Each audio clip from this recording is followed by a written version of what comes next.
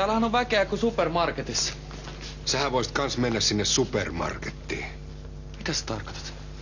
Murhamiehet hakee maitonsa muualta. Sovitaan, että mä en kuulu tota. Jätä se siihen. Mä oon ajatellut karsia roskasakin pois mun asiakkaista. Oho, hups. Kato kun lipsaat.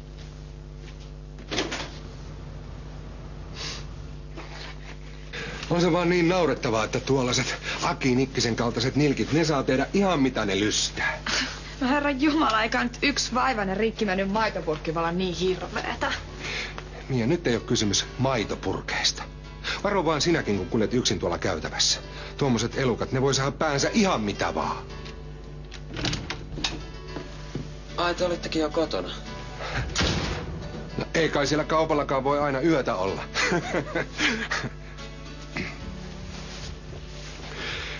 Kukas kaunis neito sulla on mukanas? Kristiina tässä on mun faija, Ismo. Joo, hei vaan. Oikein hauska tavata. No, se sanotaan nyt oikein kättä päivää. Niin, mä tulin vaan soittaa Kristiinalle taksiin.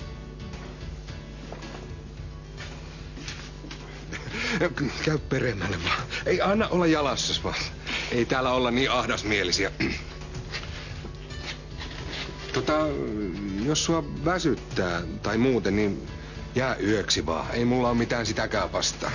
Joo, kiitti. Oliks toi veski? Joo, se on tuolla eteisen puolella. Ei meillä olla niin ahdasmielisiä. Sähän oot reilulla päällä. Ja pitäähän sitä nyt vierailla. Niin kuin ei omille. Kyllähän sullakin nyt pitää jonkinlaiset rajat olla. Niin kuin mä oon heikompaa sukupuolta. Onko tuo Kristiina sitten samaa sukupuolta? Hei, mitä sanoisit, jos mä haluaisin mennä jollekin kundille yöksi? No miksi sun nyt pitäisi sellaista haluta? No mä tiesin, että sä suhtaudut siihen noin. Sun parhaaksessa meillä nämä säännöt on. Kyllähän sä nyt sen käsität. Sitten mä heitin sen murhaajan pihalle. Mä rupein tuommoista kattelee. Kaatelin maidotkin lattioille. Luulisin, että sitä pelottais, kun on siirtymässä ajasta ikuisuuteen, mutta ei mua pelottanut yhtään. Musta tuntuu, että mä en pelkää enää mitään. Sille Akille sille pitäisi antaa joku opetus. Mä aion jättää Ulla. Aikaisemmin en olisi uskaltanut. Mitä? Kuka sitten hoitaa talkkarihomma? Ei taida olla enää mun päänsärkyni. No, mitenkäs se murhamies nyt ihan siellä vapaana tallustelee? Ai kuka? No kenestä äsken oli puhe? Akista. No, se on vapaa kuin taivaan lintu. Ja Suomi mukaan oikeusvaltio. Herra yksin tietää, mitä se seuraavaksi tekee. Mitään muutosta ei tapahdu, jos ei itse sitä muutosta halua. Että mun piti taivaan portilla asti käydä ennen kuin sen tajusi. Aivan. Turha syyttää muita, jos ei tee itse mitään.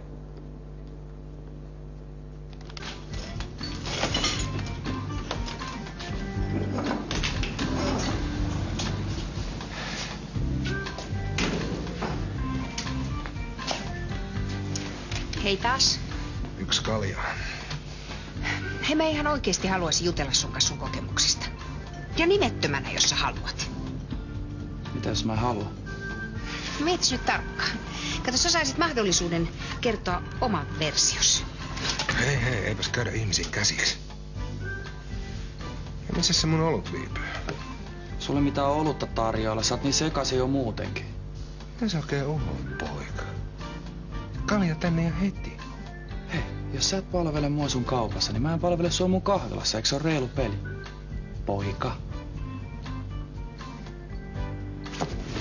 Hei, otetaan nyt ihan rennosti. Mä oon ennen kädet alas. Aki, sä voisit mennä ulos ottaa vähän happea.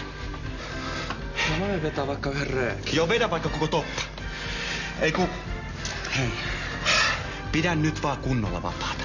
Mitä vapaata? Sä karkotat kaikki asiakkaat ja se ei ole hyvä sulle, eikä mulle, eikä tälle bisnekselle. Sille Aki Nikkiselle pitäisi kyllä tehdä jotain. Sehän yritti suorastaan ryöstää Maaritin nauhuri.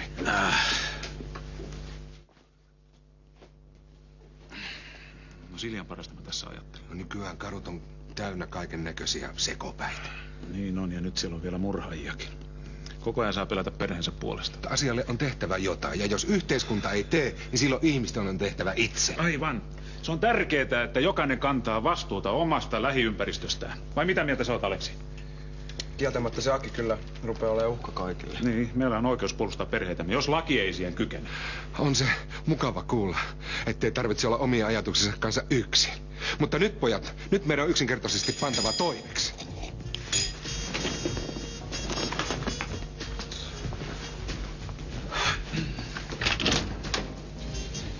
Iltoja. Me ei muuta kuin peremmällä.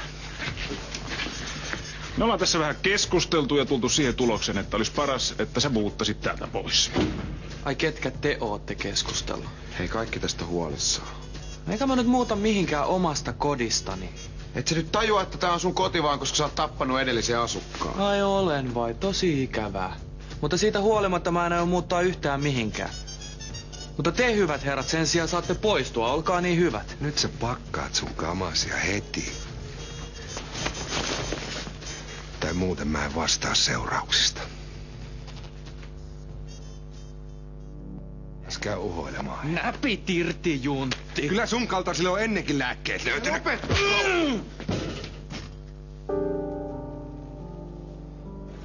Ja ne äijät riehuu kuin lynkkausjengi. Kiitos. Ulla lupasi tuoda pullat tullessaan. Mä oon laatinut tällaisen adressin ja mä toivon, että kaikki talon asukkaat kirjoittaa siihen nimensä. Teija, Taalasmaat ja Laure ja muut. Murhaaja ulos talosta.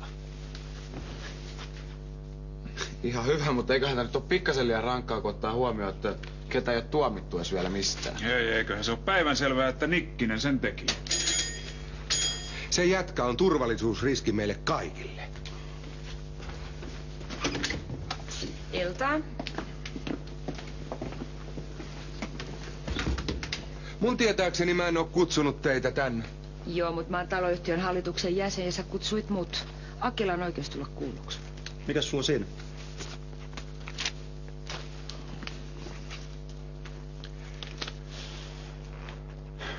Niin kauan kuin Aki ei riko talon järjestyssääntöjä tai maksaa vuokransa ajoissa, ei ole mitään syytä häätää sitä tästä talosta. Ja niin kauan kun mä elän, niin mä suojelen mun lapsia ja niiden turvallista elinympäristöä.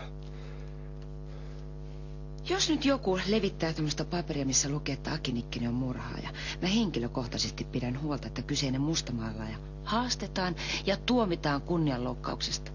Tulee olemaan läpihuutujuttu. Usko pois.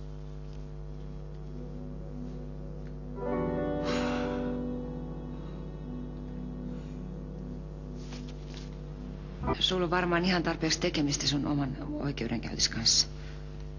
Kyllä se hoituu. Niin no, koeta pärjätä. Hei Nikkinen, odotas vähän, mulla on sulle asiaa. Ai sä haluat pyytää anteeksi, saat jos nuolet mun kengät. Hei, Aki, älä nyt jää siihen turhaan. Eikä. Se joko lähdet, tai sit sä itket ja lähdet.